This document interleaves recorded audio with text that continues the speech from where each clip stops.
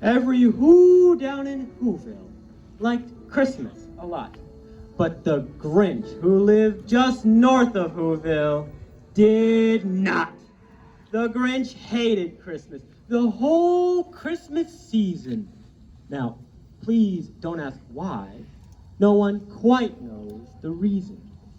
It could be that his head wasn't screwed on quite right. It could be. Perhaps that his shoes were too tight. But I think that the most likely reason of all may have been that his heart was 2 sizes too small. But whatever the reason, his heart or his shoes, he stood there on Christmas Eve, hating the Who's, staring down from his cave with a sour, Grinchy frown at the warm lighted windows below in their town. For he knew every Who down in Whoville beneath was busy now hanging a mistletoe wreath. And they're hanging their stocking. He snarled with a sneer. Tomorrow's Christmas. It's practically here. Then he growled, with his Grinch fingers nervously drumming. I must find a way to keep Christmas from coming. For tomorrow, he knew all the Who girls and boys would wake up bright and early. They'd rush for their toys. And then, oh, the noise. Oh, the noise, noise, noise, noise! That's one thing he hated. The noise, noise, noise, noise!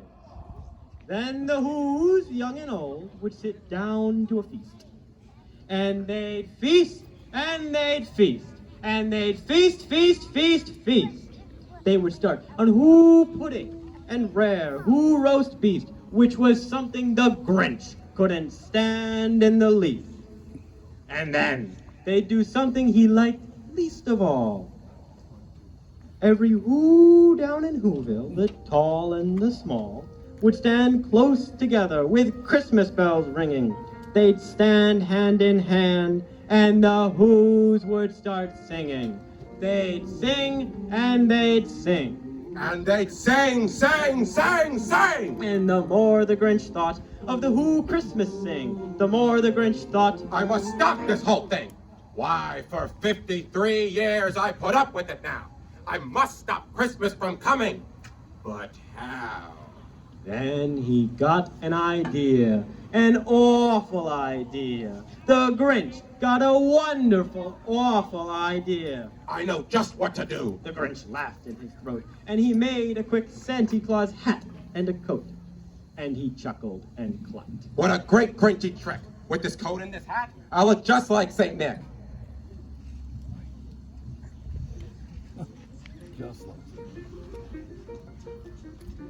All I need is a reindeer. The Grinch looked around, but since reindeer are scarce, there was none to be found. If I can't find a reindeer, I shall make one instead. So he called his dog Max. Then he took some red thread and he tied a big horn on top of his head.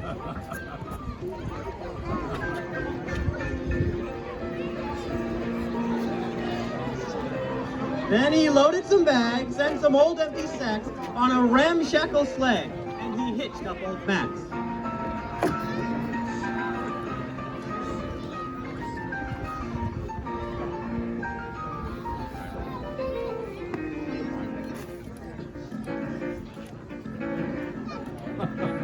All their windows were dark. Quiet snow filled the air.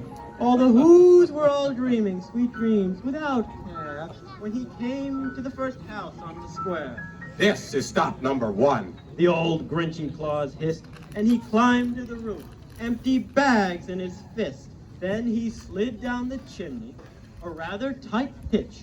But if Santa could do it, then so could the Grinch.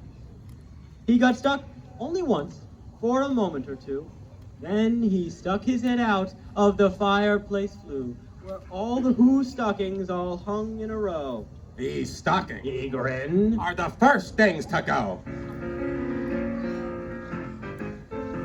You're a foul one, Mr. Grinch. You're a nasty, nasty skunk. Your heart is full of unwashed socks, your soul is full of gunk. Mr. Grinch. The three words that best describe you are as follows, and I quote, Stink, stank, stunk.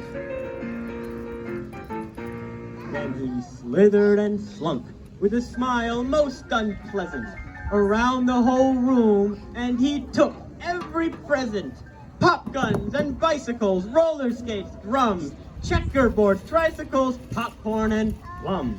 And he stuffed them in bags.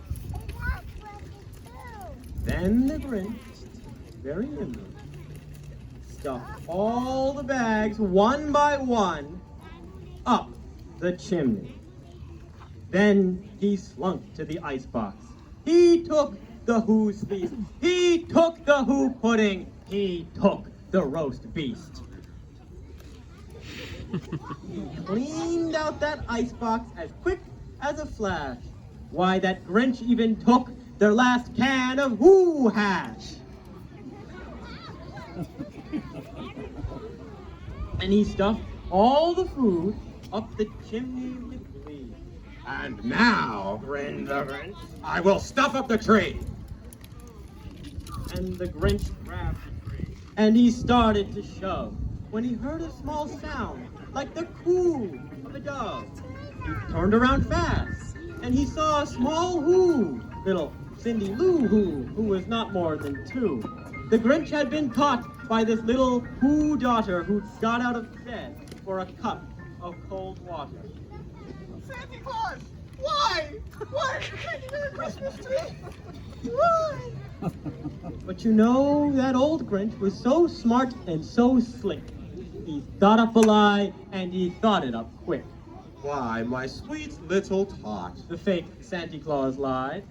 There's a light on this tree that won't light on one side. So I'm taking it home to my workshop, my dear. I'll fix it up there, then I'll bring it back here. And his face fooled the child. Then he patted her head, and he got her a drink, and he sent her to bed. And when Cindy Lou Who went to bed with her cup, he went to the chimney and stuffed the tree up. Then the last thing he took was the log for their fire. Then he went up the chimney himself, the old liar. On their walls he left nothing but hooks and some wire. Then he packed up the sled, packed it up with their presents, the ribbons, the wrappings, the tags and the tinsel, the trimmings, the trappings. 3,000 feet up the side of Mount Crumpet, he rode to the tip-top to dump it. Po-po to the Who! He was Grinchishly humming. They're finding out now that no Christmas is coming. They're just waking up. I know just what they'll do. Their mouths will hang open, a minute or two. Then all the Who's down in Whoville will all cry, boo-hoo! Now that's a noise, Said the Grinch. that I simply must hear. So he paused, and the Grinch put a hand to his ear. And he did hear a sound rising over the snow. It started in low, then it started to grow. Forest, forest, welcome Christmas, Christmas Day. Welcome forest, welcome Christmas, Christmas Day. Welcome, welcome, Fabu Ramus, welcome, welcome, Damu Damus. Christmas Day is here and fast, as long as we have hands to blast. But the sound wasn't sad. Why, this sound sounded merry. It couldn't be so, but it was merry, very. He hadn't stopped Christmas from coming, it came. Somehow or other, it came just the same. And the Grinch, with his Grinch feet ice cold in the snow, was puzzling and puzzling. How could it be so? It came without ribbons, it came without tags, it came without packages, boxes, or bags. And he puzzled 3 hours till his puzzler was sore. Then the Grinch thought of something he hadn't before.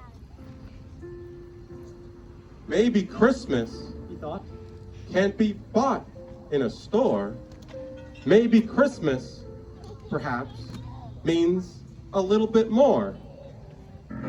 And what happened then? Well, in Whoville they say that the Grinch's small heart grew 3 sizes that day. And the minute his heart didn't feel quite so tight, he whizzed with his load through the bright morning light. And he brought back the toys and the food for the feast. And he himself, the Grinch, carved the roast beef.